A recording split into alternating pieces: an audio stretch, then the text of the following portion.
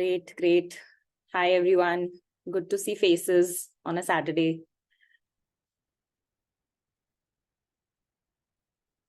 Great.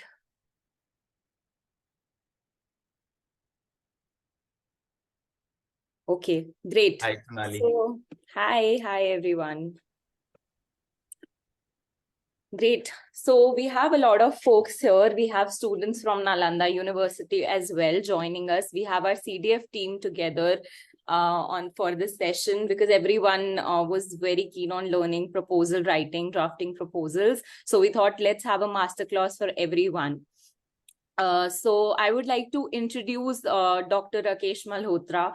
As I've already shared with everyone, he comes with immense experience. So he has an experience of more than 40 years in the development sector in various domains.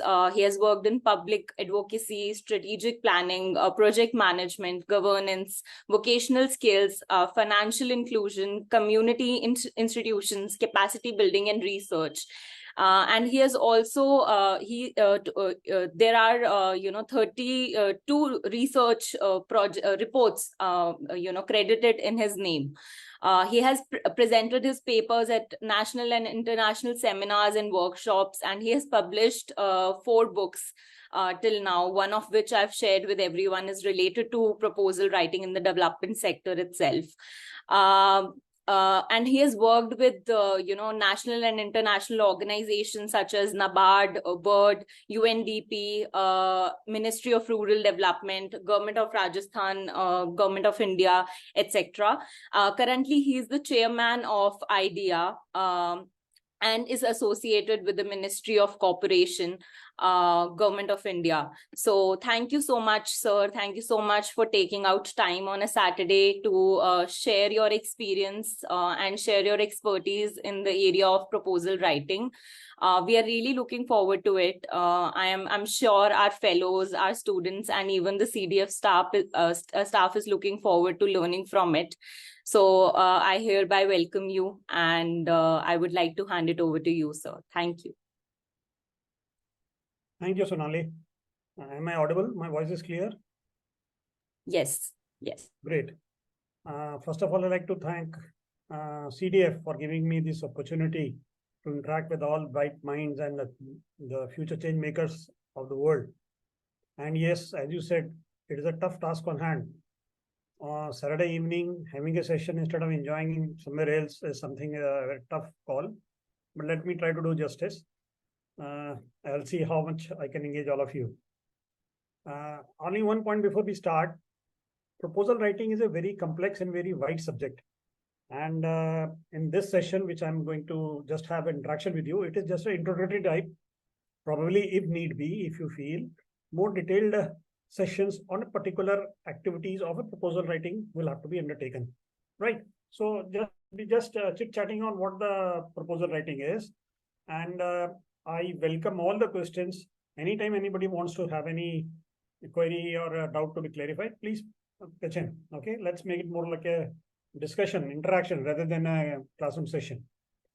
Thank you once again for making the point that we are here today discussing things which are really important for anybody who is engaged in the say NGOs or community organizations or even the government, or anybody who's engaged in the development sector, financial sector, or anything else, because all of us should know what is a proposal, how is it written, and what are the things which we should be looking into. Today's session is more oriented towards how should the NGOs or the community development organizations should be putting up their credentials for seeking grants and funds from the eligible institutions. So Sonali, can I have the first slide, please?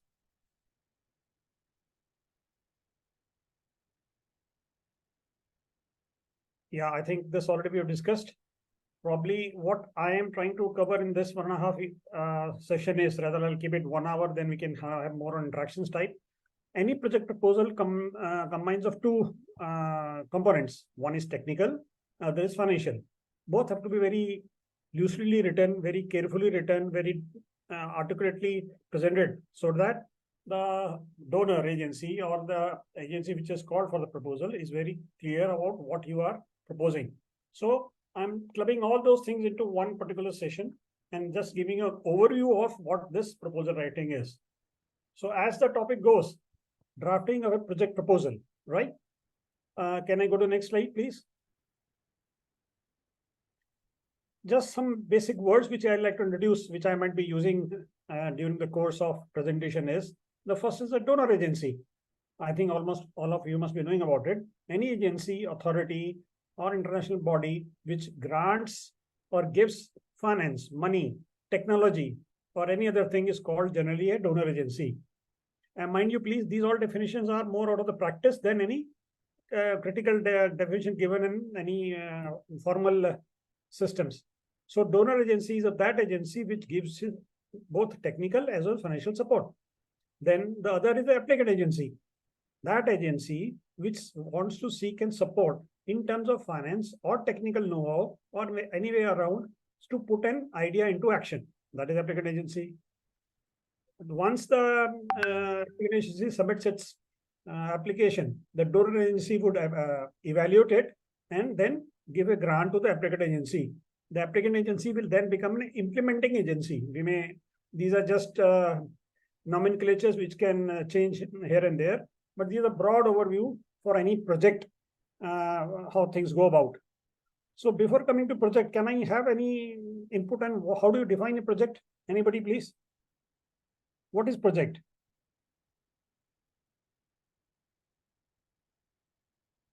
Please feel free to come up, give your suggestions, since we are going to work on how to write a proposal for a project. First of all, we should understand what is a project. A project is a set of tasks which results in a quantified output. Very good, nice, sweet, small and sweet word. That's wonderful. Any other definition, please? It also involves, adding to what Vishnu said, it also involves a lot of people to work together. It involves a lot of people to work together. That means you are trying to say that there is a team which is required to make a project be executed, right? Anybody else? Okay, so Can I go? project is...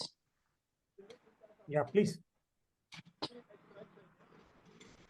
Okay, so project is a set of action being conducted to close gaps identified or to reach a course of action.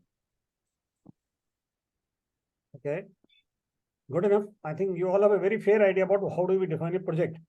So there are plenty of definitions of projects, especially the students who are from management or are going to study MBA or something of that kind. They're very well aware what the project is. But of the various literature, I brought one or two definitions for your consideration. They are just an indication for you to understand how do I perceive what a project definition could be. Next slide, please. The first definition which I'd like to share, and I'd like to say this is not a sacrosanct, it's just what I'm trying to converse with you.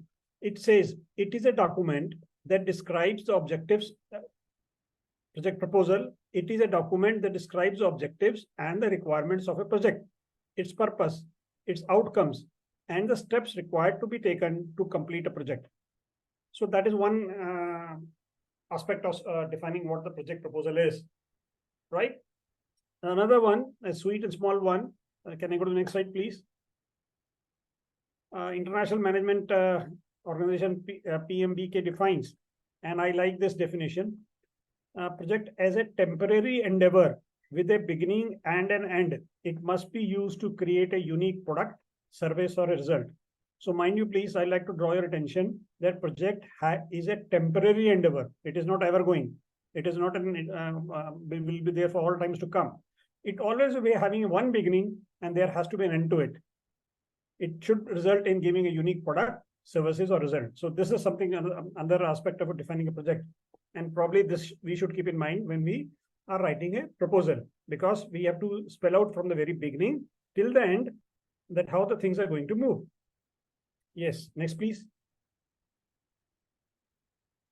So these are the components of the project. What I believe is generally what are the project components is, the first is timeline. Yes, we have to define when does the project start and when does it end and what are the intermediate periods and steps involved in it. Then we need resources. These resources could be human, technical, and financial, right? Tools also. Tools is more of the technical nature things which we need. Then we need a team. So one of you had already said that we need people. Yes, there has to be a team. And then there has to be objective. No project is really a good project until its objective and visions are clearly defined, right? Then we also need temporary needs. For example, I'd be needing laptops or a vehicle or needs to transport something. So various components of project could broadly be defined in such. You are free to add or minus anything which you feel over here. So if but these are some essential ingredients which define what the project would be. Yes, sir. Can I go, Sonali, go to the next one? Okay. Now, this is something which I'm talking about, that how do we respond to the project proposals which are advertised by the government or UN system or World Bank and so on and so forth. How many of you are aware of the expression of interest and request for proposal? I think some of you already have worked on it. Do you have exposure on this part? Yes. Good. That's nice. So let us take, this is generally a process which is adopted by the UN system, the World Bank, IFED, the Government of India, and many state governments. And this again is not a sacrosanct way, but yes, a broad way how a proposal is to be applied for.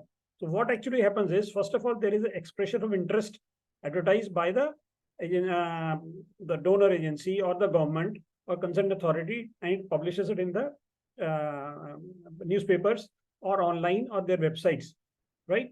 A time period of 4 to 6 weeks is given for anybody to respond to it. Generally, the EOI expression of interest also spells out what are the minimum broad criteria for any applicant agency to be eligible to apply for the EOI. Once the EOI is submitted by the applicant agency, expression of interest is submitted to the donor agency, all applications are received, it is notified to the applicant agencies, and their scrutiny takes place. So there is an internal mechanism, there is a process within the donor agency or the government where they have a system that which applicant agency is eligible or good enough to be taken further. And once we have that process done, that scrutiny of the applications takes place, they find, yes, these are the number of the applicant agencies which can be taken further in their activity. Generally, all those agencies which are successful, they are also notified, and all those agencies which are not successful, meaning all those applicant agencies which are not successful, are also notified that, I think the decision has been taken like this.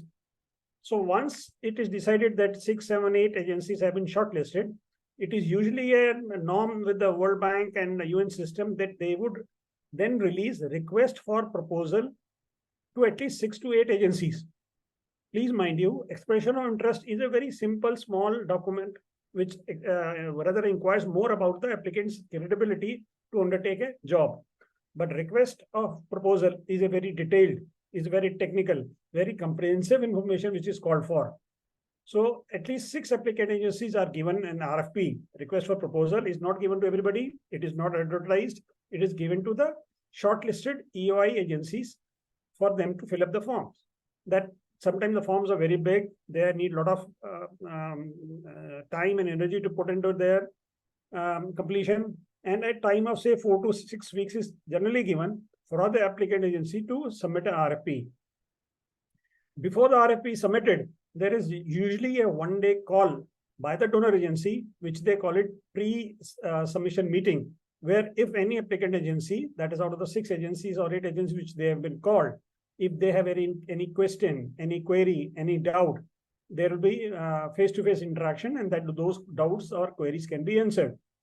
Then the agencies are required, the applicant agencies are required to submit technical and financial proposals. Usually, rather generally, the technical and financial proposals are to be submitted separately in a separate envelopes, in a separate process, or through online also. Some coding also is given, so that technical and financial are not known to the evaluating agency, the donor agency at one go. They are different people who will be dealing these things. And then the scrutiny of these applications take place. Then accordingly, there are 6 systems based upon which the marks or the evaluation of the proposal takes place. I'll be defining those in my subsequent slides. And finally, the agencies which are selected are given intimation that you have been selected, and this is how the work has to go about. So this is generally what happens. But these days, there is overlapping of EOI and RFP also. Some state governments are applying, calling for applications directly through RFP or through AOI. But I would like that my friends do understand that what is the difference between EOI and RFP. Am I clear? Any questions on this? Any suggestions? Any queries, please? They are welcome. Okay. I would want you to explain these aspects of the request for proposal, the RFP. So the first part that says at least 6 applicant agencies sent RFP to submit the details in prescribed format. So is it that the agencies make a request for the proposal, or the donor will be the one to send the RFP to implementing agencies? No, my dear friend, RFP will be only issued to select 6, 7, or 8 agencies by the donor agency.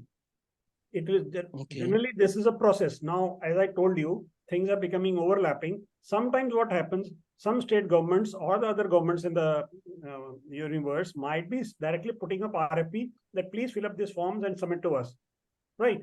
But the UN system, the World Bank, the Government of India, many other state governments do adopt this process, where first expression of interest, which is a preliminary stage of scrutiny, where agencies which are to be seen that how good or bad they are, they will be evaluated, and the 6, 7 top agencies which are evaluated, which the donor agency feels are good enough to undertake the job, they will be given RFP.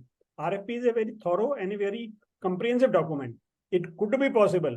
What again I'm saying is, from case to case, agency to agency, country to country, there could be a possibility that yes, they can publish the RFP directly. Then you have to fill in those forms and submit the form. Okay. All right. Thank you. That is clear. Yeah. So what I'm trying to say, this is not sacrosanct. It is not by law, but generally what it happens is like this. And even today, all international bodies, including what I said, the UN system, the World Bank, IMF, everybody follows this criteria, right? Anything else? Any other queries are in mind? No. So we can go to the next slide, please. Okay, Sarah has raised her hand. Sarah. Yes. Okay. Thank you. Good afternoon to everyone, and thank you for this opportunity.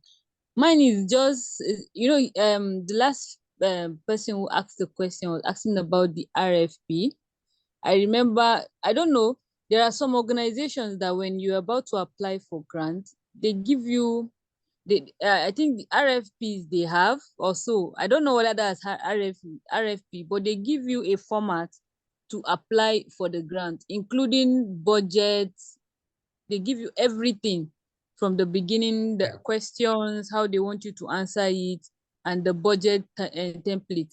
Are they not also RFPs?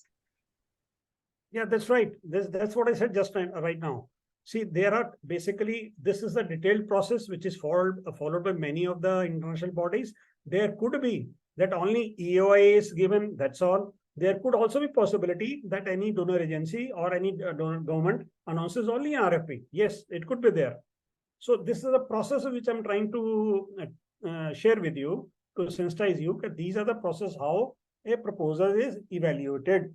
Donor agency has a very freedom to put up the advertisement in local newspapers, international newspapers, or their website. And yes, RFP could be called on.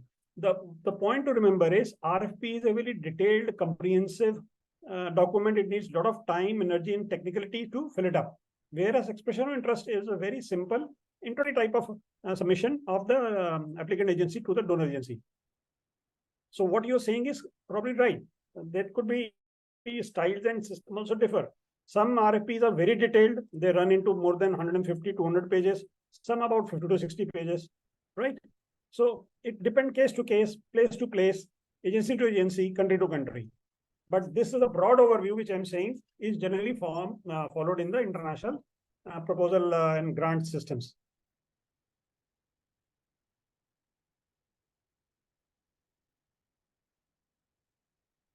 Yes. There any other question, please? Sonali, we can move ahead. Okay. Now, I'm just running through what is a project proposal writing. and we'll be discussing details if subsequently need be. In my point of view, where I've been writing and sanctioning both the proposals from both the aspects, there are basically technically three parts of any project proposal. It is my recommendation, again not defined, but this is the correct way which I feel a project proposal should be written. The first part is introductory components, okay, which should be containing of a cover letter. It happens many a time in a covering letter only, there are errors.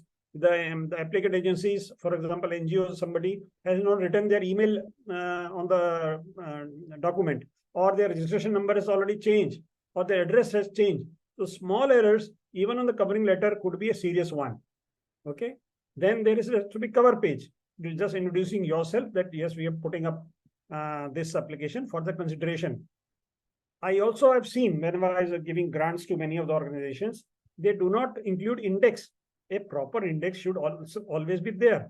It helps the donor agencies or the concerned experts of the donor agency to examine which part they would like to see and go and refer to other connections.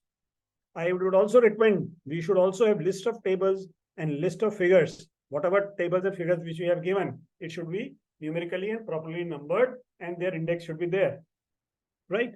Then there is a list of abbreviations also.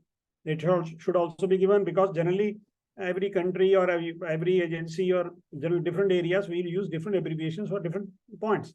So it's better that we also give a list of abbreviations. And finally, which I find is one of the most important point which may click or thing, executive summary. Any executive summary should not be more than a page. Page is also more than sufficient. 2-3 paragraphs is more than enough. We should be able to concise everything comprising of technical components and the financial components into executive summary. We should be able to convey whatever has been written in our subsequent, say, 10 pages or 100 pages in one page. That is must. That one page should be more than sufficient. That is an art, that is an experience which comes over a period of time. But I believe any agency which is evaluating your proposal would be impressed or not impressed by the way your executive summary has been written. Right. So the next part is the technical and financial components. Technical components has these number of 10, 12 stages, which we are going to discuss later on. And the financial component also has at least 4 issues. The first is the budget, then the audit, and the financial management fund flow, and the annexures and supporting documents. I would like to draw your attention to one point in the technical components and financial components. End of the last box, if you see, annexures and supporting documents are very important. They have to be properly serially numbered. They have to be sequenced. How that numbering has to be done, how those statements have come in the main body, that all should be connected.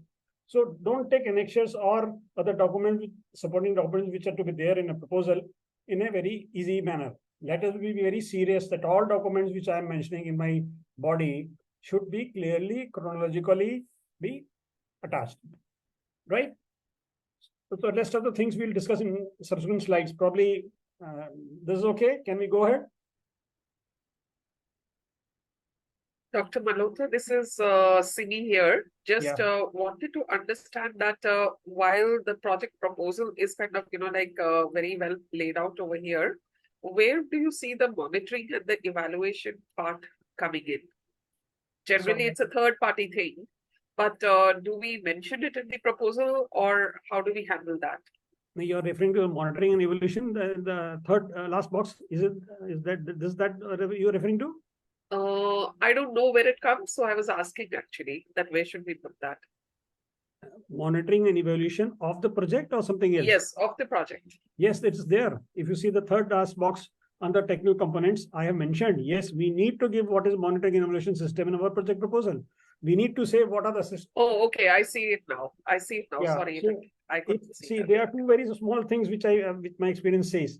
If I am not mentioning that how I'm going to monitor my outcomes and outputs and so on and so forth, probably then I'm not a good proposal writer, or I'm not very clear about the project. I should be able to see what the monitoring units are, and this has to be discussed well in advance with the donor agencies. These are the parameters, these are the yardsticks which will be monitored, say, on weekly basis, monthly basis, or quarterly basis, based upon the discussions you had with the donor agency. Then also evaluation. Evaluation is very critical. I believe that gives the real picture of the success of your project. There are three kinds of evaluation. The first is baseline survey. When we are going to start any project, there we could carry out a baseline survey and see what the situation is. Then we could also have midline evaluation. Suppose their project is for 5-6 years. So after 3 years, I can have a midterm evaluation. And finally, the impact analysis, we call it, final evaluation, which shows the picture that how the things have moved over the 6-7 years when the project is implemented. I should be mentioning this in my project proposal. It is critical because that gives an idea to the donor agency that we are serious, that yes, what we are knowing, how we're going to measure, what will be the frequency, what will be the units, and how it is going to be reported, at what level it is going to be seen. That all thing has to come into this component. Thanks, sir. Thank you. Yeah. Can we go ahead, please? Okay, I think this is already the previous slide has spelled it out. Executive summary. I personally believe, my experience says, please give a lot of time and a lot of thought to writing executive summary. You have to cover all that is there in RFP. It could be of 100 pages, 200 pages, 300 pages, but in one page, I have to summarize everything. That is a magic which you have to do. You should do it, and please do it very adroitly. Then another important issue is about the applicant organization. Many times I have seen then when I'm writing a proposal as an applicant agency, I do not mention my credentials very properly. For example, I'm making a proposal for agriculture cultivation, but I keep on mentioning about my livelihoods and gender issues and so on and so forth, or then I somehow leave out the major theme which is to be addressed. So the objective of the proposal should always be there in front of you. Take a printout and paste it in front of your laptop or computer. This is what we want to do. So applicant organization should be able to take out the relevant issues which are more pertinent to the proposal. You may be expert in any number of topics, but if we are writing a proposal for livelihood, we should be speaking about what my organization has done about livelihoods. So this is something we generally miss. Then I also advocate organizations' connection with the various other partner agencies. And particularly, I would very strongly advocate that if you have worked with the government or government undertakings, please mention that. That adds to the value of my proposal. Yes, I already have worked with the, say, UN system or state government or a national government, whatever way is. So those things should come over here. And then another point is, I believe we should be very clear about what is the objective and the vision of the project. Vision itself is a macro thing. For example, if we are given a project, say we are writing project about empowering the, say, 1,000 women in particular village or particular district. So our vision should be that 1,000 women empowered to have a sustainable livelihood in Bareilly district of Uttar Pradesh. So that is a vision. The objectives would be, yes, how they will be achieved. What are the, their income would increase, their knowledge will increase, they will become more, have financial inclusion, they will be covered into that. So those things have to define more properly. I think my subsequent slides might be, there are slides are there which will be spelling more on it. And the magic of the entire project, dear friends, I think is the methodology of the project. This is something very critical, the heart of the entire proposal, that until unless I'm very particular, clear, explicit about the methodology, the game is lost. Yes, next please. I think I'm going to discuss all this in detail in subsequent slides. Then the team for the project, we have to be very clear that yes, what team we are putting together. One important information which I'm sharing with you is the World Bank and other organizations, especially if they are asking for team and they have already defined that what kind of expert people they want. And if you give them overqualified people, they take it as a negative trend. If a postgraduate is required who is expert in irrigation, and you put up a guy who has got a PhD in irrigation, they don't take it in a good stride because they say the costing of the project is unnecessarily increased, right? So these are some things which one has to take care of while building a team. And team composition does carry the second most important number of marks when any project is evaluated. I'll be sharing that secret of evaluation later on in my slides. Sustainability of the project, replicability of the project, and situation analysis are other factors which I will be discussing in subsequent slides. I think we can go ahead, please. Yes, these are some analysis which I have evolved on my own and seen that these are some new things which are coming up in the project, and we should be writing more about this. First is pestle analysis. That is, earlier we used to call it SWOT analysis. Now the word pestle has come. I'll be describing that.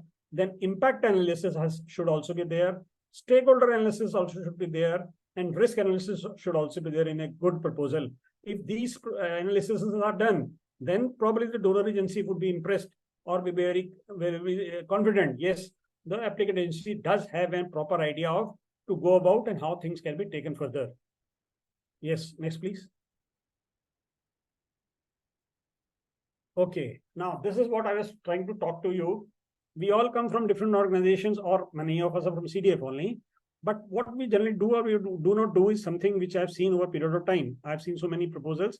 What my tips are: first of all, while writing a proposal or introductory letter or anywhere, we should be constructive in our language. Sometimes we tend to become negative. We tend to criticize the policies or something of that kind. We should not do that. We should always be constructive in our statements and writing of all whatever we're writing. As already I have shared with you, accentuate the relevant positive points of your experience and specialization. Please note what I'm trying to say is accentuate the relevant positive points. If they are asking for gender empowerment, we should not be speaking of that I've done wonderful schools. But we need to be somehow very careful and cautious on that, that yes, I should be speaking and writing on what the concerned RFP deals with. Next is appreciation and laurels which you have earned through various exercises and various entities. You might have been given some awards, you must have been given some certificates. If that is there, please mention them, please include them. And particularly if there is something from the government, that should definitely come. Then about our organization, bring forward the affiliation of your organization with other professional bodies. The organization could be affiliated or a partner to many other professional bodies in nation or elsewhere. We could be a body to agriculture sciences, ICR or something of that kind. So there are many affiliations which we do, and we should have them, and we should try to bring it forward. I also advocate that we should do some SWOT analysis of our organization before we put in our proposal. That what are the strength, weakness, opportunities, and threats of our organization, so that the strong points are properly presented in our proposal writing. This is all only concerning our own organization. How do I write about myself and my organization? That is what I think a lot of time and energy should be spent on this to present my credentials in a very pragmatic manner. Show that the planning process is participatory in nature. Somehow it should not look that boss of the organization, the top management is only responsible, they take all the calls. Let us say we have subcommittees, we do consultation processes, we meet once in a month, we do in a lecture series. This reflects that yes, this organization has an open system where they learn both ways. Then yes, this already I've shared with you. Share the list of the project which your organization has done for any government or its undertakings. And I would also like to say that properly indicate the list of the renowned national and international experts. For example, CDF might be having some very good people who might have been international luminaries or national eminent people. So we can say these are our advisors or the people who have been advising to us. So this slide only speaks about that what my organization is when I'm writing a RFP. Any question till now before we move on to the next one, please?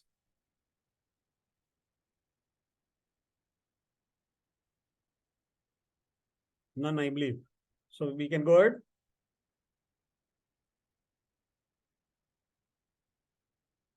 Okay. Yeah, there is some question.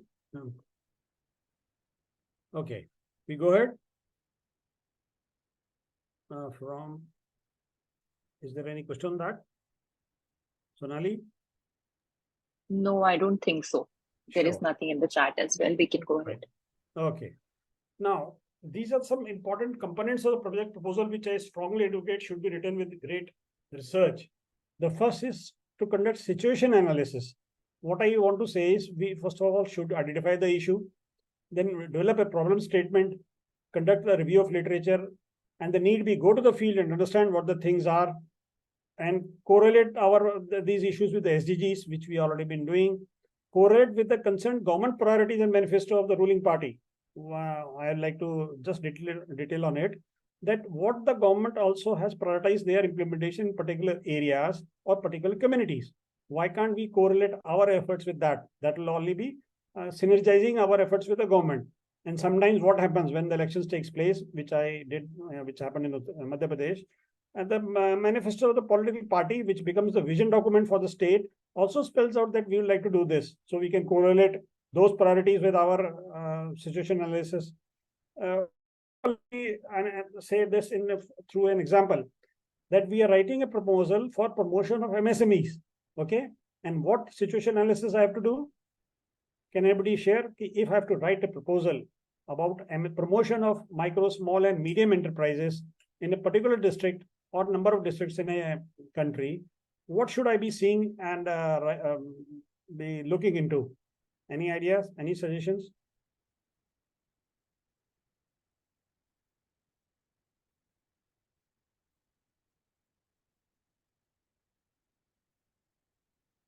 No ideas, huh? Or we are already tired. Anyhow, so what I say is, yes, what we need to do is we should first of all be understanding what is the scope of MSMEs in that area. What is the activity which is being propagated, which has to be taken up? What are the market potentials? What is the technology which is going to be adopted? How will the finance be available? What is the HR expertise which is available? Then also in all, we have to see what are the backward and forward linkages which we need to mention in our situation analysis. Okay. Okay, let's go further.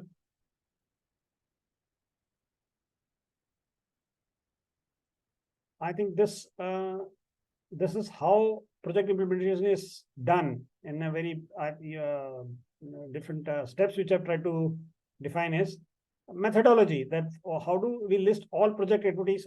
First of all, we list all the project activities which are to be undertaken, just put it on a paper and list them out. Then we break the activities into manageable tasks and sub-activities into many particulars. Okay, I'm not audible, is it? Am I audible now? Yeah, Sarah, I think you are experiencing internet issues on your end. Right. Anyhow, I'll try to be a little more cautious on this aspect. So first of all project activities, list them by sequence, clarify the sequence and dependence. Which activity has to come first, then second, third, fourth, how they flow down. That is, all things have to be taken care of. Use the milestones. That what after interval of say 6 months or 1 year or say whatever the milestones which we have fixed, which is to be achieved, how it is going to be achieved. Define the expertise, how through which we are going to do this. Then we allocate the tasks amongst the team members which we have constituted. Conduct a baseline survey if the need be. Procure the infrastructure which we need, and then go ahead. Then put up the green signal and start working. Yeah, there are certain. Yes. Then can you go to the next slide, Sonali?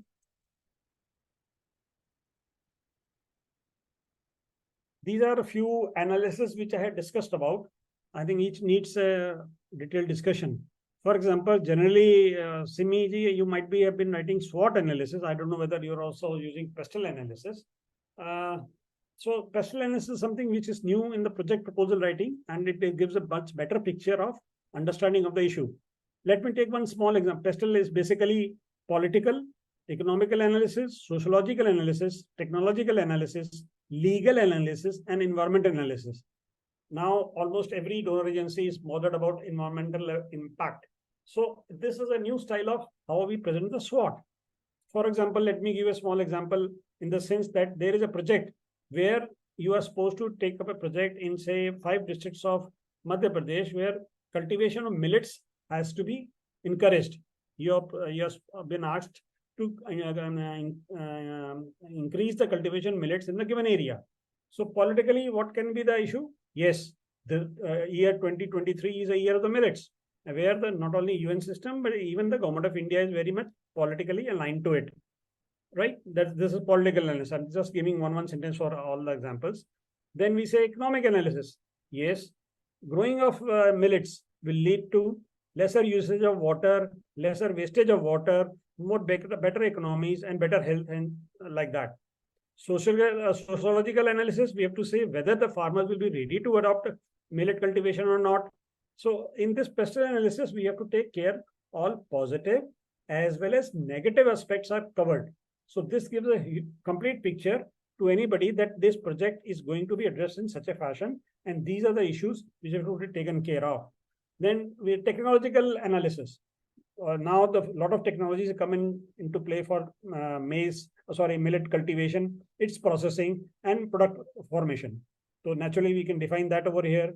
The legal analysis also has to be taken care of if it is there. And finally, the environmental analysis, which is definitely very positive, that millets are very good for farming and cultivation because they use very less of water. So this is again an example how analysis for your project has to be undertaken. This gives a very real impression to the reader or the donor agency that you have taken care of the issue 360-degree. Next, please. Other analysis which we advocate, which I feel a lot of, next. Sir, Yeah, Simi ma'am has raised. Please, Simi ma'am has raised. Yeah, I had a question for sir. Sir, Yeah. is it necessary that all the 6 components of vessel are taken into consideration, supposing the scope of the RFP or the project does not involve legal or technological aspect, then should we still kind of, do an analysis, or can we just skip it over? No, Simiji, if pistol has to be done, all the 6 has to be there. And it is really very forceful. Otherwise, we do SWOT analysis. Okay. That's much simpler and easier way to get the things done. But if my project does not have a technological it is not aspect possible that out of the 6, any element does not impact thing. It will be. Okay. There has to be some element which may not be there in my mind or your mind right now. But yes, once we do some digging and thinking over it, every aspect has these 6 elements addressed to it. Then only it is a complete pestle is a complete abbreviation of a new management system. Yes. It is being used in now many international proposal writing techniques. So we cannot. So probably it is not that pestle may I just stop. I don't write about sociological analysis. No, I have to say, and probably I'm not sure whether I clarified things. It is not only the positive things. We have to say the negative things also. Right. For example, Simiji, आपने अभी बोला कि legal for a legal might not be there. We can say negative about it. There are no legal support systems to do this something. Yes. Okay. What you're saying is that for the sake of using this tool, we have to do all the 6 components, even if it is like a negative or a gap that you see, you must kind of bring that out. Perfectly correct. Yes, that is it. Okay. So because see, this is an analysis which depicts everything about that project issue to the reader. See, everything cannot be goody-goody. Now there could be many things which are wrong, which needs improvement, which need refinement. So you can always mention it over here. No, I was actually wearing the lens of the scope of the work. So I was thinking that if the scope of the work of a particular project does not involve, let's say, legal or a technology aspect, then should we kind of, skip it? So that is what I was doing. Actually. Yeah, I get your point. You are right on that sense, but preferably, technically, rather this pestle itself is a complete module in it. It's not separate in segments. Sure. Right. Thanks. Thank you. Can I go ahead? Yes, sir. Yeah, I think the another thing which I strongly advocate is that we should also do stakeholder analysis. Can anybody tell me what do you mean by stakeholder?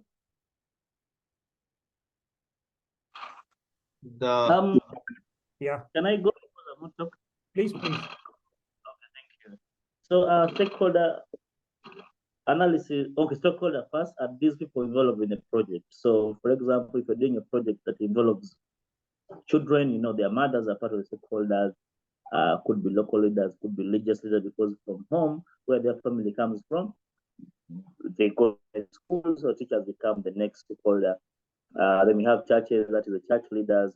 So anyone involved in the kind of activity who are ever directly affected or directly affected become stakeholders. Yeah. Thank you. Correct. Good. Very nice. Any other submission, please? What do you mean by stakeholder analysis, and why is it required? Rather, I think my friend just answered. Is it any important thing? Why should be I spending time in writing stakeholder analysis? Or how does it help my proposal? Everything. See, now everything is to add value to my proposal, which ultimately depicts that I am really a professional guy dealing on the subject. Stakeholders are very important in a project because if we don't get from them, then we shall be going a wrong way. For example, if we, first of all, if I was talking about, if you're talking about a project of the young people or women, if we don't go there, those women or the young people talk to them, we shall not know what affects them. If we don't talk to people close to them, like their families or community leaders, local leaders, or municipal authorities, we shall not get the real essence of what we want to solve. So we can't be solving a problem by thinking on our own. So it's kind of a needs assessment. Yeah. And in needs assessment, the most important people to develop are the key stakeholders. And yeah, we have that stakeholder mapping, etc., etc. Thank you. Yes. Wonderful. Just adding on, yeah, just please. adding on more to to what the fellow attendee just said. Stakeholders are kind of intrinsically related to the project. Like each and every project is for any any section of the society. So it's important to understand the stakeholders to serve them in a better way. I think that would not be complete. It's okay, fine. What I want to say is anybody directly or indirectly, mind my words, directly or indirectly is associated with your project is a stakeholder. For example, let me give you one example. Probably that I may make things little clear unless we go deep into it. You have got a project, means CDF got a project to formation of SHGs in say 3 districts of Rajasthan. Okay. Now SHG, I hope my other friends understand, self-help groups. Which self-help groups are the groups of the women which are to be formed in the rural areas. Now, in this, who could be the stakeholders? See, the stakeholders could be, first of all, the women which we are going to work. Yes, obviously they are going to be there. Number 2, the agency which is going to implement that team has to be one of the stakeholders. The third, not only third is that even the concerned district officials, the government officials which are working over there in that project, he could also be, he has to be over there in our monthly or weekly meetings. The other could be the banker. Yes, banker should also be one of the stakeholders in this particular project. Ultimately, he has to do lending into it. Then we could also have a livelihood expert, or we can even have a district collector if that is a government project which is going to be there, or mega project. So all these are the stakeholders. So these stakeholders are generally categorized into four norms. I think I've written over here. The first is one is accountable. Accountable are those that stakeholder who is going to be involved into that directly. Then other is consulted. For example, a senior management or a project steering committee member, or somebody at a national or at donor level, he is just to be consulted. So he's also a stakeholder. A donor agency is also a stakeholder. Okay. Then the other one is informed. Yes, I just have to give information to the certain reporting officer. This is how the things are moving. And responsibility would be how the things have moved at the ground, that parties, what parties are involved, they are the stakeholders. So these are technical definition of stakeholder. But obviously, what I try to say, and this is depicted in a small chart, since this today is just an introductory lecture, and I've just giving the theory part of it. Once we run any one proposal, probably things will become much clearer. But I advocate stakeholder analysis always helps for you and other parties to know that, yes, for my quarterly meeting, I need to involve my donor agency official. Or for my daily meeting, I don't need to involve him. For my daily meeting, I don't want to involve the banker over there. Okay, once in a monthly meeting, I need to get the banker involved in SHG, or I need to have a local doctor or a Anganwadi worker to be involved in this effort or not. These things have to be mapped and they should be involved so that everybody knows that, yes, whom and how much are my partners engaged. Everybody will have its own level of participation, right? The team which is going to implement will be most intensively involved. Rest of the people maybe not that intensively involved, but yes, we should be keeping them on the board. They should be knowing what is happening and how is it happening. It is good, bad. They may give some suggestions. So stakeholder analysis, what I propose is gives a kind of ownership to all the players in the game, from the donor agency right to the target group. Yeah. Any other addition you would like to make? Any question, something? Saurav has added in the chat stakeholders are those who get affected and can affect the project. Right, in the word, that's true. It is not only affected and get affected is there could be certain officials or experts or the donor agencies, they are also not directly involved in this project. Okay. For example, you got a project from the Ministry of Rural Development, Government of India to do certain work, okay, and through NRLN. They may not be directly involved, but yes, the representative of ministry has to be informed that how things are moving. He is a stakeholder. So that is it. It is not only the people who are directly being affected, it is also those who are involved in the management, the policy decision, the review, the scrutiny. Those should also be on the board. For example, here I gave name of the bankers.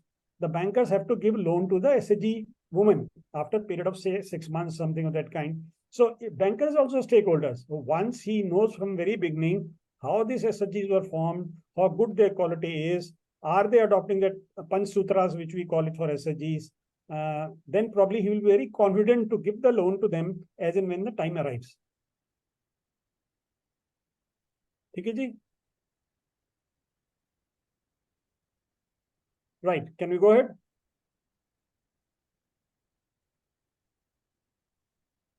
One another important thing which I strongly advocate, and now probably many of the donor agencies are asking are, what are the risk analysis? Okay. What do you mean by risk analysis? Can anybody just explain? Many of you have worked in many projects, and Simiji has also written so many proposals. Do we conduct risk analysis? And what do you mean by that? What is the purpose of this thing? I feel risk analysis is the uncertainties of it's in a particular area. So what that should be met or that should be encountered in the course of projects. Anybody else? Samantha, we were losing your voice. Can you put it on the chat? What you said? Take it again. Is it clear now? I think it is better. Yeah. Yeah. Okay. So I said risk analysis. You try to identify the uncertainties that are carrying out a project in a particular area. Okay. So we you're got some talking bits of it. confined to particular area, right? Any other thing? Any other person? Any person would like to throw light on this? Sabinda. Sir, Please. Yes. Go ahead. Risk analysis is about spotting potential problems and figuring out how likely they are to happen and what kind of damage they could do to the project. And the purpose of risk analysis is to be prepared for potential risk and make smart decisions, have backup plans in place. That's it. I think you've done my job. That's right. See, basically what risk analysis says is, let me take example again. I take a small example to get the thing clarified. That again, you got a project which says you have to promote livelihoods amongst the women members of a particular community in a particular district. Okay. This is a project which we have where we aim to promote the livelihoods of, say, tribal women in particular districts of any state or India or any other country, whatever, just for assumption's sake. Now, what could be the risk? We have to start the risk from the very beginning. The first risk could be whether we will be able to put together a competent team on board or not. That is also risk. Now, for example, you're presuming I need 5 experts. One would be M&D expert, one would be MIS expert, one would be capacity building expert, one could be another. These experts we need in the team. We are not able to find these experts, so that could be an issue. Okay, that's one. Other could be, yes, we need some approvals from the government level or some other official levels from state level or a district level or a village level. Those approvals are not coming very quickly or they're taking a long time. That again is a risk. The third is that our target with whom we are going to work, they are not willing to work with us. Their husbands or their family members don't allow them to venture out and take up the livelihood activities. The fourth could be that whatever the infrastructure for example, we thought that we'll be getting them to learn how the stitching is to be done. We need to procure machines and other things and tools to increase their capacity. And we don't get those machines on time. So this again a risk. So there could be many risks. All risks have to be listed as per the activities which we define in our methodology. For that, every risk, when we list down on one particular column, against that, we have to mention there are 3 categories of risk: high, medium, low. So we have to mention this is, for example, release of funds, timely release of funds. This is going to be a high risk. Agar if the project does not get the money on the time, everything will be stuck up, right? So similarly, we see like that. For example, floods could be one of the reasons that the area is prone to a lot of floods, but you say, okay, that is medium, but we can take care of it. The first column we identified what are the risks. The second, we categorize them. We evaluate them, high, medium, low. And finally, the most important is how do we mitigate those risks? For as I said, that yes, government meetings are not taking place. So what I will do, I'll write to the chief secretary or the senior official of the concerned department, please help us in conducting the meetings. Or I don't get good staff, so I would like to change my emoluments which are offering to them, or see what better alternatives is available, or see how things can be taken, and that people on board are there for required period of time. So giving you some examples, so all risks have to be identified. They have to be categorized. Their evaluation has to be done into 3 levels: high, medium, low, and then risk mitigation also has to be given. Then only the donor will be very confident. Okay, so you have foreseen the challenges. These could be the real blocking stones. And yes, and this is what you propose how to overcome that. Do it.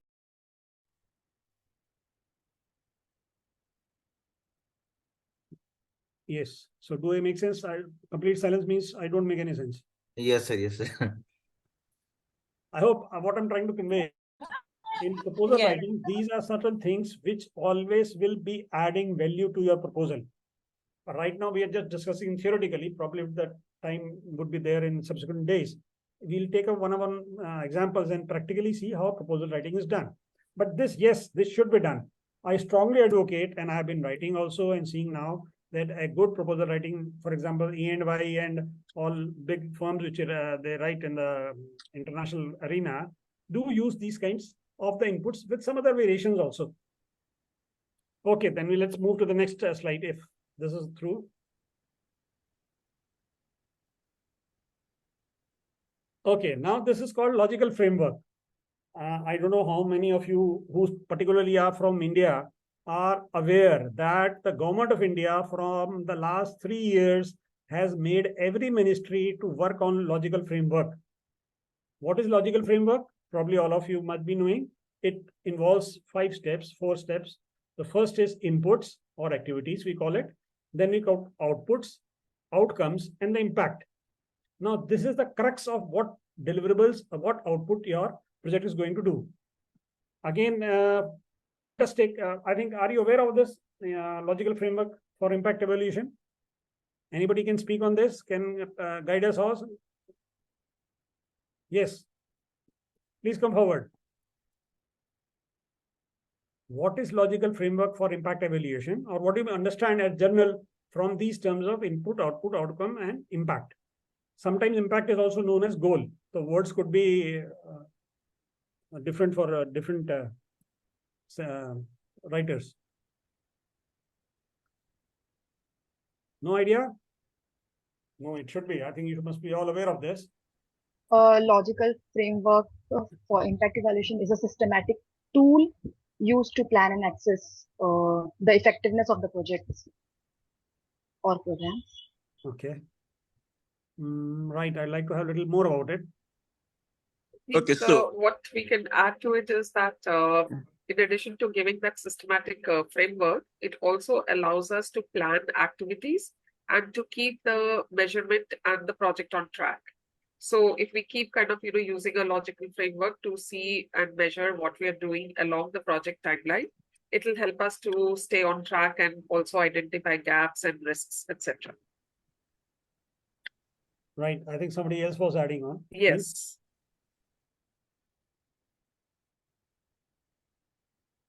Yeah, I think somebody else was speaking. okay, so Yeah. Framework is like the next stage after you've identified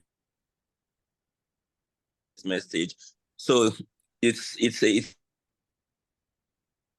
initiative is smart, and at the same time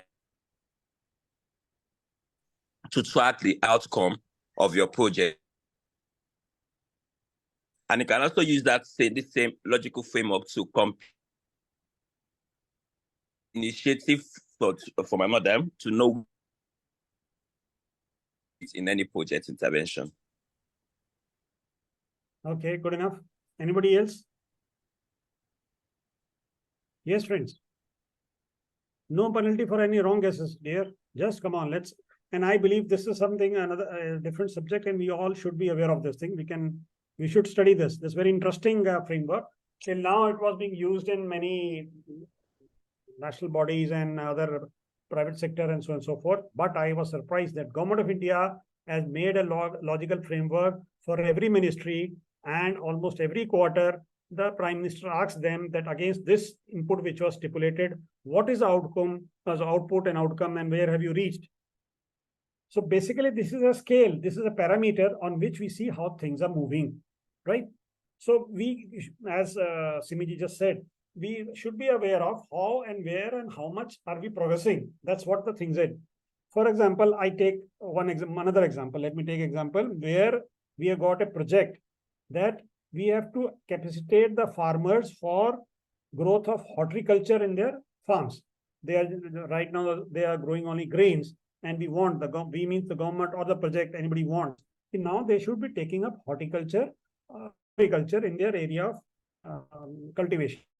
So the input, what will be input? Input would be, first of all, we organize the farmers. Then we give them training on the concerned subject, right? These I'm just speaking in very brief. So they are organized, their groups are formed, their training, the training material is collected, the experts are put on a role, and the trainings are given. That is the input. Once that input is given to the farmer, that this is how the horticulture crops are to be grown, what is the output then? The farmer there, how can the horticulture crops be grown? They have now capacity, knowledge, and techniques to go further. From input, we come to output. And how come outcomes? Now farmers are using this technique, and their horticulture production has increased in their field. Earlier, they were growing only say 10 kg or 0 kgs of flowers, but now they use producing 100 kgs of 1 ton or 10 tons of the flowers. So from first inputs, where I have given the training, then outputs they have learned and they've been capacitated, they have the tools, and outcome means that yes, now the production of the horticulture crops has taken place over there. And finally, what is the impact or the goal? We generally call impact and goal synonymously. The impact is the livelihoods, the incomes of the farmers are increased, and diversification in agriculture production has taken place. So the ultimate objective, impact, when that is the goal of this entire exercise which we are going to do. So this should come on the very first paragraph, situation analysis, something there where we write vision also, to increase the income of the farmers and diversification of the agriculture produce. If that is our impact which we are going to reach or we contemplate to reach, so these could be the inputs. First, I do a train, capacitate, organize, teach them. Then they start doing the things, probably output, they are now doing the activities. Outcome is increased production of the particular crop which we are talking of, and finally their incomes and techniques and diversification in agriculture has taken place. I don't know whether this example is good enough for you to understand, or you want me to clarify further, or any questions, please feel free.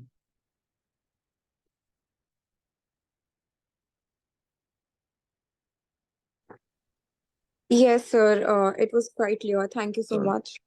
Sir, I just have a question.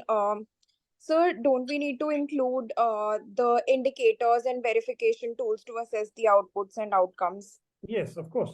I agree with the indicator system. I didn't come over here because right now we're talking of that we use smart indicators. That also you know very well. If you know indicator, they are smart and simple, measurable, attainable, and smart indicators have to be developed. That is, we do it in M&E, monitoring and evaluation. It is not here, but when I will be writing about how do I monitor my project, how do I evaluate my project, there the smart indicators will come into play. There their unit, periodicity, and the method of collection of data will be spelled out. Okay, sir. Thank you. Yes, please. Anybody would like to add on this? Most welcome.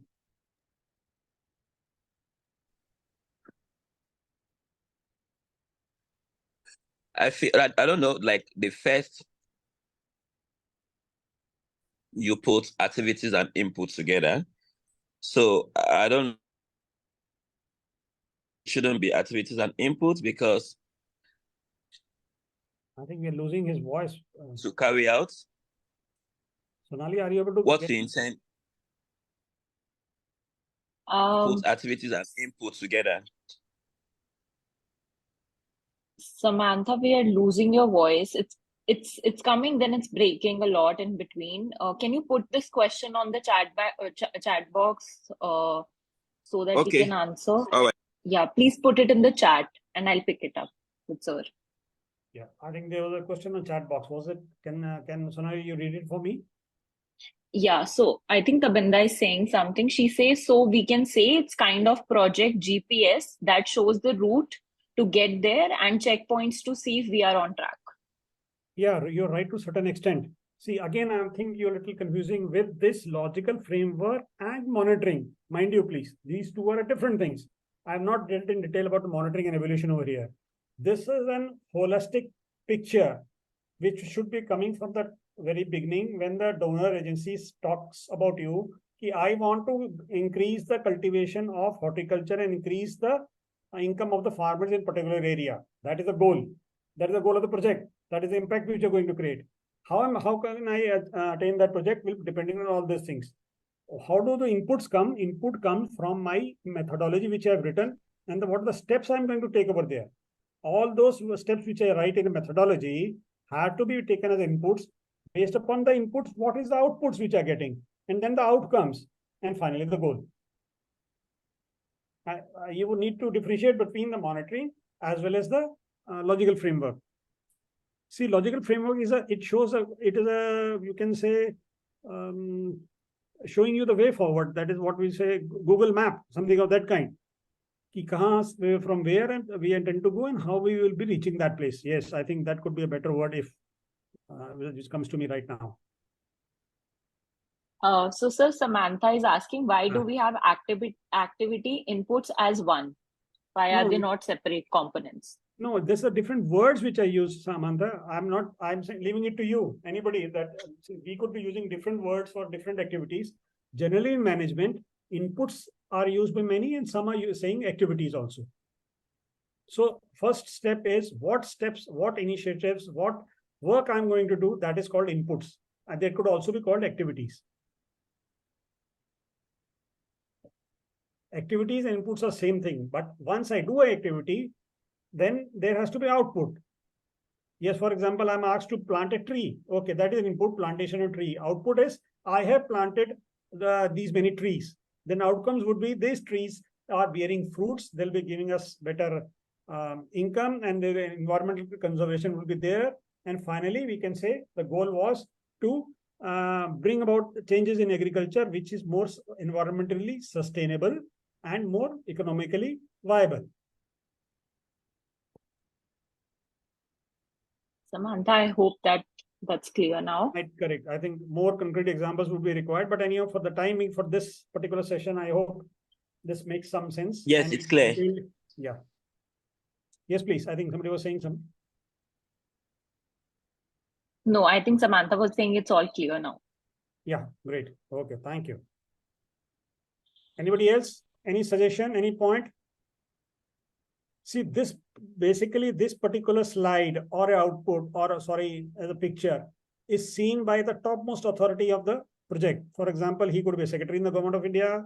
He could be the boss of the donor agency. Those people do not have time to go into nitty-gritties of all those things. So they will say, okay, this is the goal, all the impact.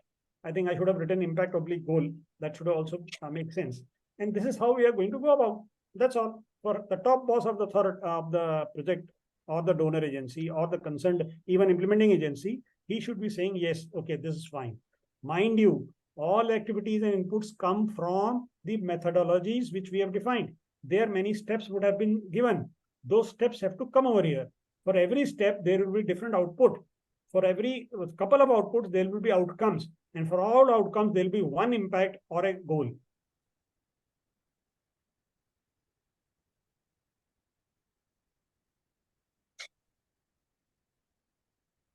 Any questions from anyone? I think that is sufficient. आज काफी overdose होना हो जाए. That's fine. Let's move to the next one, please. Sir, one last question from my side. So do we use the same logical framework matrix while doing the monitoring as well? Just by including the indicators and verification tools to assess our outcomes and impact. No, that is again wrong. That's what I've been saying. This is a logical framework. Now, if we have a separate section for monitoring, that monitoring framework will be defining that how many trainings will be conducted. 10 trainings consisting of 40 trainings per batch will be there. Okay. This will be a weekly training conducted over a period of say 6 months. I'm giving you some, that monitoring has to have some figures, right? It has to be some numerics, what I'm actually going to do. Then against that, we'll say how they have been done. Now, for example, training has been done. Now I will see what is the outcome of the training. So we have to have indicators, whether the training has been accepted properly, whether it has been appreciated by the trainee, whether our trainers were up to the mark, whether the schedule of the training is sufficient or not. So those will be the indicators for that particular element. This is just a over broad view logical framework, but monitoring or indicators are very huge things. They have to developed very scientifically, where not only the number but also periodicity, that how many trainings, when will be conducted, how many exposure visits, how many will be conducted, right? And then many things we have to define it out. Every activity to be spelled out in terms of numbers. And when it's to see, every activity is not going to be done across the entire project period. There could be some activities which are in initial phases of the project, some would be in middle phases of the project, and finally other at the rest end of the project. So all those activities have to be monitored by different yardstick, by different indicators in our project. And then indicators should be monitorable. I don't know whether did I discuss with you or when we were there. Probably if probably all of you know what is SDG. Okay, there are 17 SDGs and we have how many targets? 169. Great, good, thank you. Generally, we don't even tend to know that, but we should be knowing. That's nice. 17 targets, 17 goals, 169 targets, of which how they are to be monitored. I think who was asking this question, it is for her what I'm responding. There are 306 indicators developed by the Government of India, Ministry of Statistics and Project Implementation, which is monitoring the growth of the SDGs in the country. So be very clear. SDGs, 17 goals, good, fine. Then targets. Okay, targets spell out what has to be done and what has to be attained in a period of 15 years over the span of SDG life. Then how are they going to be monitored? Yes, now they are going to be monitored by 306 different indicators. I think the team with which I'm working right now, who is documenting the entire process of policy documentation for the seminar we had, I've shared the copies with them. And you can also get it from the website, or if you want, I can share that document with you separately. That clearly defines that what are the indicators, and they very well beautifully define what indicator, when is to be collected, which departments to done, and how it is to be measured.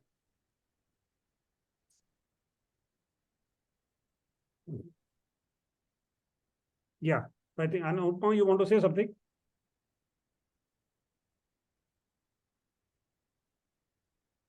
Anupama? No, Anupma, I think just she just quoted it for everyone. So that everyone. Correct. So rather, again, one of the tips out of this discussion is just knowing what are the 17 SDGs is not complete, not adequate. You should definitely read the targets, if not the indicators.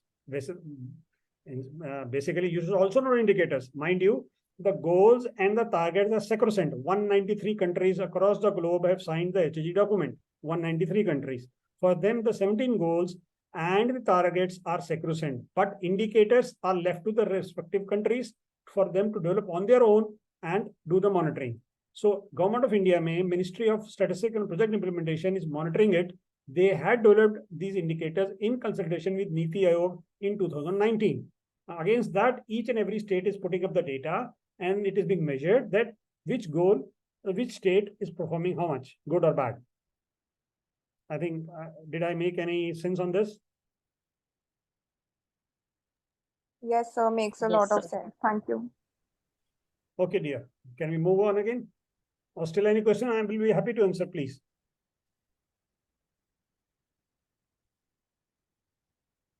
Okay, I I'm think. guessing. Yeah, please. Anything else? So one more thing which I'd like to all of you to please take note of. Generally, this is also not given in our project proposals, but I believe this is something very eye catcher for any donor agencies. For example, I'm a donor and I give you say $10,000 or $1 million to do particular project. You do it very good. You write a very good proposal. You write very good methodology, and everything is very beautifully, very precisely, very accurately done. But if end of that, if you say, how can this project be replicated? See, the projects are not meant to be just to be one-time standalone activities. No? They are meant to be replicated. They are meant to be learned from something. They are meant to give some policy directions to the authorities. So what I feel is replicability of project is a very good feather in the cap for a proposal writer. So these are some points which I have written. How can we write replicability of the project? First of all, it has already established an organizational structure.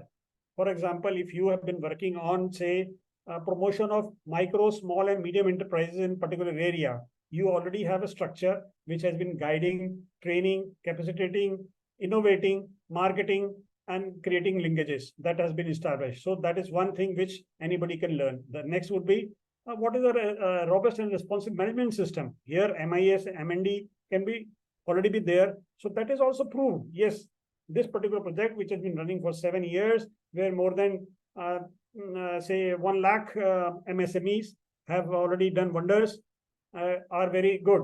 In here, I would like to give an example of ODOP, which we call it One District, One Product program.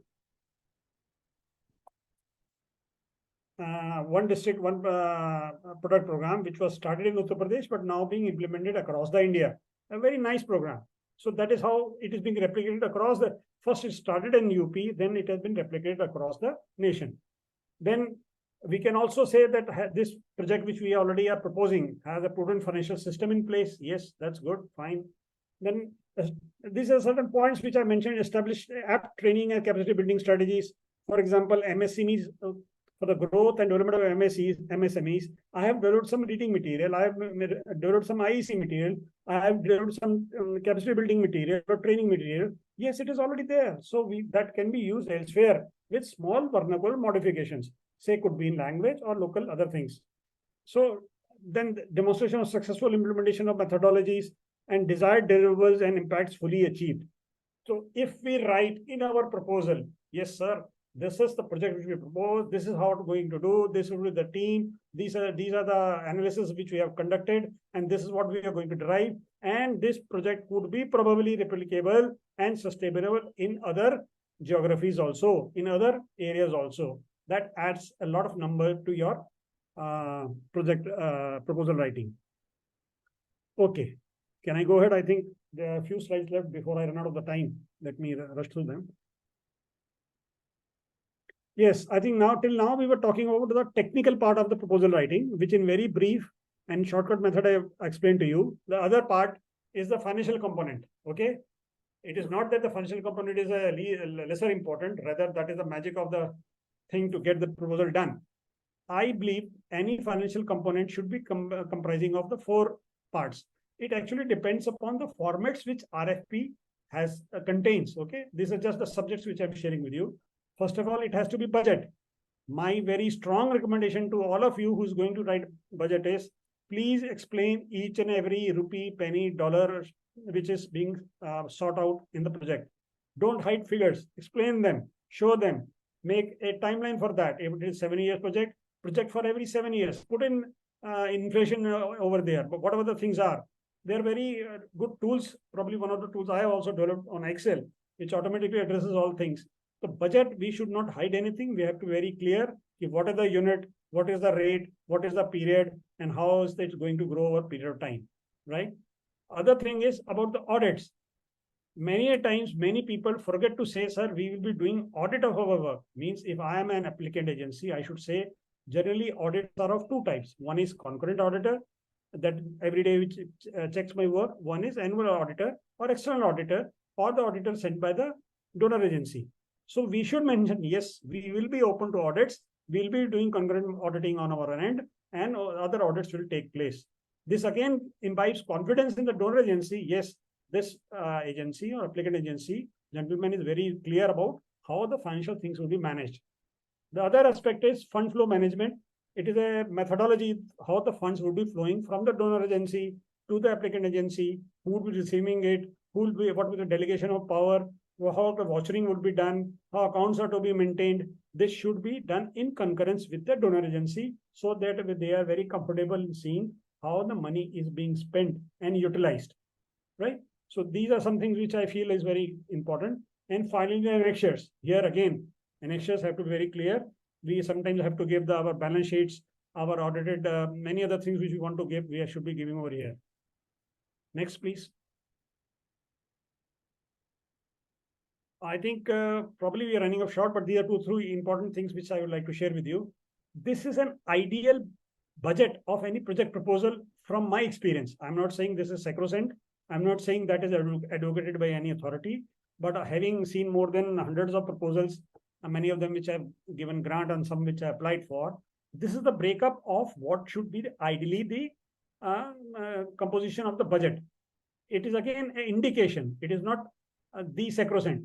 So what I believe is the component and how the things are going to be implemented, how that activities are going to be undertaken should be it should be 1/3 of the total budget which we are seeking. Rest of things are just filled out for you. What could be the preparation stage plans, then what is the physical infrastructure which we need, and what is the implementation activities and staff training. All these are given just as an indicator. Probably if you follow this, it could be that you will be able to score better, because this financial budget is going to be the do or die thing for your entire proposal. Okay, so this again is a small indication based upon my experience, which I have seen over last many years. Next, please. Okay, I am not very sure whether you are all aware of this. Any proposal, particularly in very international arena, whether it is UN bodies or other things or government also, there are 5, 6 different systems of selecting an agency. The first and the most common is quality and cost-based selection. How a proposal is selected? Quality and cost-based selection. So what is this? This is basically they give marks to the quality of a proposal and marks to their budget. So combination of the same. How this combination is done, I will be explaining it in the next slide. But this is the most common method of evaluating any proposal which is submitted for grants. Other is on a quality-based selection. For example, a UN or XYZ or the government says, no, I want the best quality applicant agency to be given the award. Okay, that is another system which the donor agency can take place. And this they must have been declared openly when they advertise. When they write EOI or RFP, they will mention that what is the process which we are going to adopt. The third could be the least cost selection method. If there are 7 or 8 applicants which have put in their applications, which some of them, the one which is quoted the least amount will be selected automatically. That process is called as least cost selection method. And finally, fixed budget selection method. This is generally done in PWD, that is the Public Works Department, Roads and Infrastructure, where the government will say, we will give you X amount for constructing 10 kilometers of the road, or we'll give you Y amount for constructing this bridge with this parameters. So that is called fixed budget selection method. And sometimes only a single source, there is no bidding done. There is a very exceptional cases this happens, but yes, it happens. It happens in UN systems also, but not much in the government probably, where they say, no, I would like to hire Mr. X because he is one of the best in the world. And these are the reasons why they are doing. He has worked with us earlier also. his outcome and outputs were very wonderful, and I'm going to engage that team or person or something for work. Right. So I'm just mentioning these are the processes how the your proposal is going to be evaluated, and whatever the process is going to be evaluated, adopted, it will be mentioned in the very beginning itself. Right. Can we go ahead? I think I'll have to be a little fast. Already we have reached 7:30. Yes, I think these two tables are quite interesting. I think on the left side is a table which is generally used by the World Bank, IFED, FAO, UN system, and all UN bodies, generally all UN bodies, how weightage they give to your proposal. And this is generally declared in their RFP. The first is the expertise of the applicant organization. They will give you 10 marks. Okay. That is what I was saying when I was saying the right about the organization. We have to be very clear. If you have to earn the 10 marks, you have to be very particular on this aspect. Then specific experience of the applicant organizations with regards to the subject of the proposal. Okay. This again is the 10 marks earmark for this particular link. And then we do have implementation methodology and related timelines. It has the maximum marks. The two things, if your methodology is properly written and it is immaculate, it is innovative, it is cost effective, it is time bound, that gets you no less than 40% of the total marks. And the next most important thing is the team. All these international bodies and even now many of the governments in the state country also give a lot of emphasis on the team. So 40 plus 30, 70% of the total marks which are being given in your for your technical evaluation come for only two items, that is methodology and the team. So it is said, I personally believe whatever I've done, once you have a good team with you, almost 70% of the job is done. So we need to be very sure and we need to ensure that we get the correct, appropriate number and quality of the people on board. And the rest, I think, is MIS, MND, and accounting. Probably this is somebody was asking.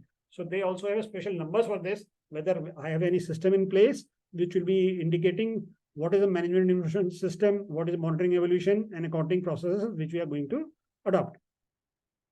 Right. And the right hand side is some example, probably just that there are, for example, there are three applicant organization A, B, and C. So, for example, they may have quoted in financial terms that we will do a particular job for 1,000 rupees, 1,100 rupees, 1,050 rupees, and the weightage given between the financial and the technical is 75 to 25. This is the usual norm. It could be in some organization, they may adopt 70%, 30%. But here I've taken an example and done a calculation that how the weightage is given and how ultimately organization B got selected because of the costing and the technical marks it had scored. Right? I think I'm rushing through things because I don't want to spoil your evening. Already 7:30 is over. But yeah, this is something what is the inner side of how the proposals are evaluated. So we should be very aware what we should be cautious about, in what time and energy we need to spend to score maximum marks in our technical evaluation. In financial, it is our good luck, our hard luck, that whatever we have quoted has been able to secure our marks accordingly. Next, please. Okay, that's all. I think this is this is a book which I have written for all, which contains much more than what I spoke. So before we end, any questions first? Any suggestions? Any queries? Any remarks? I'll be too happy to have them. Sir, I have a question. Yeah. So how is a concept note different from proposal? And right. what are the points of diversion between the both? Right. I think it's a very concept note is sort of on a very, very nascent stage.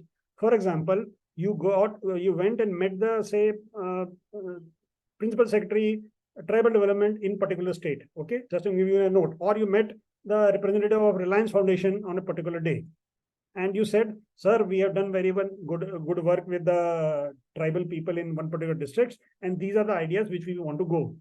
So he will say, okay, let me have a note from you. So that is a concept note, which is basically just spells out what we intend to go about, right? It doesn't spell methodology. It doesn't spell budget. It doesn't spell any other details about it. It is just saying this is the concept. So once that gentleman or the authority or agency says, okay, yeah, these are the 3, 4, 5 points which you have written seem to be good, but we want to change 2 points out of the 5 points which you have written. So then they will say, okay, now let us develop a proposal out of it. So then we develop a proposal, right? And then or two, also they can ask, okay, just give us a technical proposal. We don't want a financial proposal right now because they might have to get a clearance from the higher authorities. So concept note is a very basic first stage of ideation, which has been discussed between the two parties. Okay, thank you. Thank you, sir. Yes, sir. Okay. Thank you for this impactful session. It's really it's great insights to be part of this session today. So I have a question, and it has to do with the replicability. Can you go to that part of the slide, the replicability of the project? Sorry, I didn't get you. Sonia, can you just? Okay, so my question is centered around the replicability of the project. Right. Yes. So because I've come across You want proposals. the copy of these slides? Hello? Do you want the Yeah, copy? yes. Yeah, Sonali, can you just? Yes, definitely. Definitely. So what I'm saying is, So yeah, Samantha, just go ahead. I'm listening. I'll articulate for you. okay, so I've come across some proposals where they will ask questions relating to the replicability of the projects. Correct. So I would want to know if when we see this kind of questions, do we follow these guidelines to respond? Or does it mean they want to see the organization, not to see that the organizational structure or what? Because I need to know if under that aspect, you have to demonstrate how your implementation will be successful if you're using this criteria to answer that question on replicability. Yeah, I think, Sonali, what is the exact suggestion he is making? So Samantha is asking that, when, she has seen that there are replicability being asked when they submit proposal, right? So she wanted to understand how is it relevant for different projects. Am I right, Samantha? Did I articulate it correctly? No. Oh, no, this is my question. Because under this aspect, we listed as established a solid organizational structure. Okay, let me ask my question this way. If I come across a question in a proposal saying I should demonstrate how this project or this intervention can be replicable, so how do I answer such questions? Right, I think I get you now, Samuel. I think the best way out would be that why not we have one-to-one interaction, either through mail or through phone or whatever you feel like. Okay, because until you have something concrete on your hands, this is the particular project for this particular area, this want to do that, then probably I'd be able to guide you much better. If that is the case, if that is what you really mean by, or if you wanted something very similar, we again can sit and discuss. But yes, anything, I'm open for discussions depending on the mutual convenience. I think CDA would. Okay. But rather the best thing, see, this session is just a very basically intro one. Each and every subject itself is an exhaustive work, and each and every element has to be understood in terms of examples, in terms of real numbers. So what I feel is, yes, we can take this further, or take one by one, or also interaction through mail or whatever way. I think CDF can take care of. I think they will be able to share my email and number with you. It's good enough, no issue. Okay. All right, that would be great. Yes, of course. My book, that book which I showed in the last, it is available on Amazon and as well as Flipkart. I will advocate that if you are really anybody who are really interested in this project proposal writing, please have a copy of that and come up with the concrete issues. I am there to guide you and help you out. Nothing wrong in it.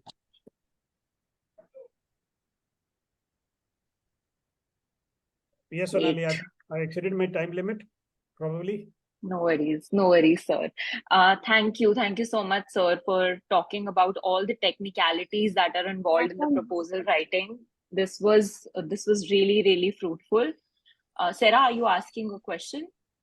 Yes, I am. Yes, please go ahead. Okay, thank you very much, sir, for the insightful lecture. I have one question. I know that I have had people tell me that there is a difference between project and program. Project is a long-term activity, while programs comes under the project. While I know that for projects sponsored by USAID, they don't call it project, they call it now I want to ask, especially for I know that there are times when an organization have to apply for grants or sponsorship for an event, maybe a one-day event. How do you, and they have a lot of questions sometimes that comes with it. One, to prove or to show the impact of the project. And you know that I know that measuring impact takes time. But for a one-day activity, it's difficult to prove or measure the impact. So how do we go about this? Then the second question, wait, I just asked the first one, right? Then the second question is also, how do you prove sustainability for a one-day event? It's not that the event definitely has to be impactful, and if the donor is not convinced, the donor would not sponsor the project. But if they have to sponsor the project, how would one measure impact for a one-day event? How will one also prove sustainability of the project or the event, that one-day event? That's my question. Thank you, sir. Yeah, thank you, Sarah, for asking the question. First of all, a small correction. See, what you said is about the project is not correct. There's a difference between project and program. As we started this presentation, I said project is a one-time effort. It has a beginning and it has an end. Okay. So it could be for 1 month, it could be rather for 1 day, 1 week, 1 month, 1 year, 1 decade, bus. That's what it may be, but it has time limits with limited thing. On the other hand, program is something which is run on a very macro scale. Generally, the programs are designed and devised by the government, where they have special funds and they have a long-term vision for it. For example, program to enhance the education level of the young girls in the country. So that is a program under which there could be projects. Okay, one project could be that we strengthen our school systems infrastructure, or yes, okay, we will try to mobilize the young girls and give them meals in the school so that they stay over there. So the projects are the component of the program. Okay, so that program is a bigger umbrella under which the projects are over there. So that has to be very clear. And then probably your second question was on sustainability of one-day project. Yes, please come to me with a specific example. We have to prove that I am going to conduct a one-day program, which may cost me, say, $1,000. Now, what would be the benefit of this $1,000? I have to very convincingly state. For example, I'm going to invite certain people or the participants or the policymakers or the target group, which they stand to gain. And probably through a next period of time, this gain could be measured in terms of money and that how much they have gained, how their livelihood has strengthened, how the quality life was improved, or the even say the policymakers if they are in your one-day program. So it all depends upon one-day program is for whom. Is it only for the policymakers? Is it only for the donors? It is for the participants? It is for the target group or whom? Depending upon that, we have to ensure that after this one-day inputs which we give, what are the tangible outputs which are going to get?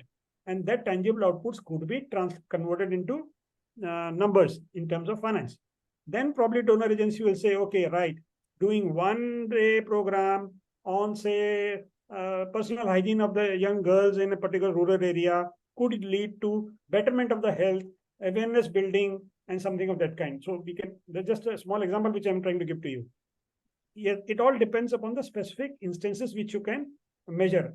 I think, again, it will depend upon one-to-one discussion we can have. You let me know. Probably I might be able to guide you on that.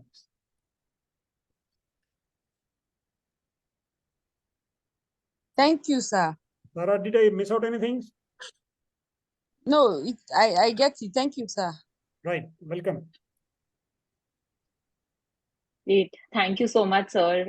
Before we end this session, I would like to request you, sir, if we can have another session where we can actually see a proposal, a live proposal that you might have worked on before, and using the same components and technicalities that we talked about today. I think it will give everyone much more idea. In the meantime, I would also request our fellow students, team members to also come up. If you have already worked on a certain proposal and you need your sir's input on it, you can always reach out to me. You can reach out to me through email or WhatsApp me. I think everyone has my contact, so that I can relay the same to sir, and we can meet on an individual basis and we can talk about it in detail whenever the time permits. So, yes, that's my one request before we end the session. Also, another request would be to have everyone's camera switched on so that we can take a picture together. It was a very fruitful session, and I hope everyone in the audience enjoyed it. Yes. Let me put on the light. Thank you, everyone. Let me put on the light. I'll give it 30 seconds for everyone to switch on their cameras, and then we can take a picture. Thank you, everyone. Great. Good to see faces. Okay, 5 more seconds. 5, 4, 3, 2, 1. I think everyone's in. So yeah, we can. Okay, people are still switching it on. Should we give another 5 seconds? 5, 4, 3, 2, 1. Great. Thank you so much for switching it on. Anupma, whenever you're ready. Sonali, it's done. Okay, great. Great. So thank you, everyone. I'd like to thank you so much. Yeah, I think somebody wants my email. Yeah, you want to say something, please? I just wanted to check, is there maybe like a standard proposal? Because I think in most cases, as countries, proposals differ. So is there maybe a standard one for like all the countries? Thank you. No, basically there is not any one standard format for the entire world as such. But since I have been working in various organizations, say UNDP, World Bank, IFAD, FAO, Government of India, UNDP, and NABARD is one of the premier organizations of the Indian financial sector. So I know where and what kind of proposals are over there. What I believe is, if we are able to understand what I'm trying to convey or what has been written in a book, then you are totally equipped. You are totally perfect. You can handle any situation accordingly. Yes, I agree. And I have been telling Amit also and Sonali also that this session was just to say, hello, how are you? That's all. And this very primarily, not even complete introduction has been given. But yes, if the need be, the time permits, I think each and every topic has to be taken up. We can take up one proposal. Even you won't believe, writing a proposal may take 1 week, 10 days, and one of my life's best proposals took more than 3.5 months. So all depends on the situation and the activity. Writing proposal is not a good proposal is not a simple issue, but yes, we should all thrive and drive to get the things at least learned. And once you have an art of writing a proposal, probably getting the support, financial support, say in terms of money or a technical know-how, is rises a lot. Yeah. You can return. Tell them this happened. I'm good. But return the packet which you. Okay, great. Thank you everyone for joining in. We'll definitely meet again. I'll get in touch with you, sir, for for the next session, how we can plan it. And yeah, I'll share the details with everyone. Thank you everyone for joining in. Have a great rest of the weekend. Thank you, Sonali. Thank you very much. And you can share my email ID with them, probably if they want to have an. Yeah. Thank you, everybody. Yes, I'll share. Thank you for giving me your very precious time on Saturday. All the best. Enjoy your weekend. Bye-bye.